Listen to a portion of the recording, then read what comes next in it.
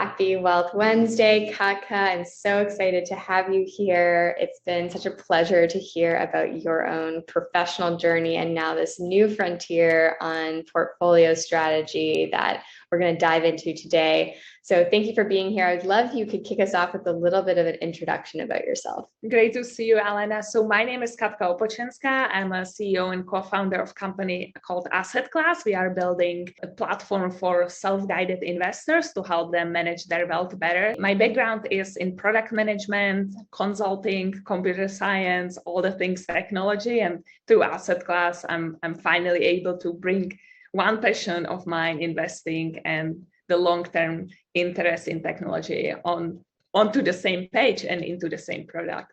What was your first ever investment? What got you started? Technically, my very, very first investment was a contribution to 401k. Doesn't sound super exciting, but I think it's a solid way to start. But then for real, I started building my portfolio first with low-cost ETFs, then started adding some blue chip stocks. And over time, I was able to move up on that risk-reward curve and started playing with more individual stocks, crypto, and other alternatives. So what was important for me was really to do that gradually, step by step, and sort of try to build the foundations first, and then try to build on top of that and increase my risk appetite as I was going.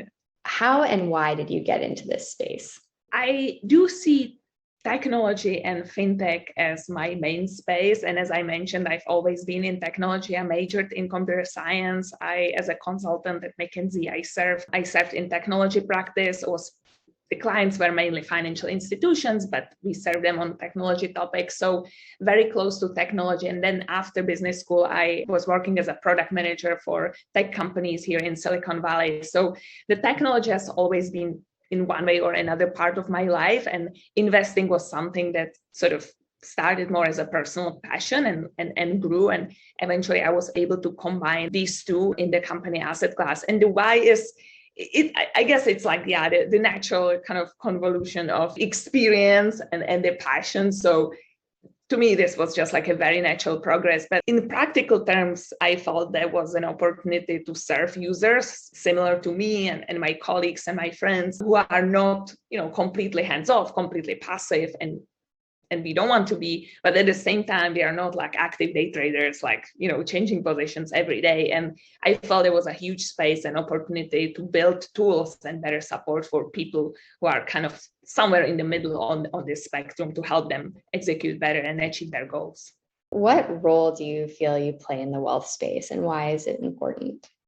I do feel I play a role of an enabler. We really want to build a platform, right? We are not investment advisor. We are not asset provider. We really want to be enabler of people who want to do their own wealth management, their own investing, to do it better, to do it with more control, with more insight, with more confidence, and to really enjoy the journey more and eventually get better returns as well. I think it's important because it will help more people to get in the space, and those in the space just have a better experience on their own journey. And to your point, there is just so much that can be done. I think the building blocks are there, but they are all over the place. So for us, the goal is really to bring everything into one picture and provide insights that perhaps are not available somewhere else. To your point about performance, it's a very basic requirement, right, to understand how I am actually doing. Yet it's it's surprisingly hard to actually be able to get to that. What's something exciting that you've learned that you would want other people to know? There are so many exciting things. I think it's hard to pick just one, but as I was thinking about this question, I realized that I feel like stablecoins are pretty underappreciated asset, because for people who are deep into crypto, this is not interesting because it's pretty boring and all that. And for people outside of crypto, stablecoins still feel very risky because they are still digital currencies, right? And I wish more people could maybe give a chance to stablecoin accounts in some of the major exchanges that are well established and have pretty nice programs that actually provide solid years for the level of risk. So that's something I always tell everyone when they ask about what is a safe space in crypto. I do think this is a fantastic way to start.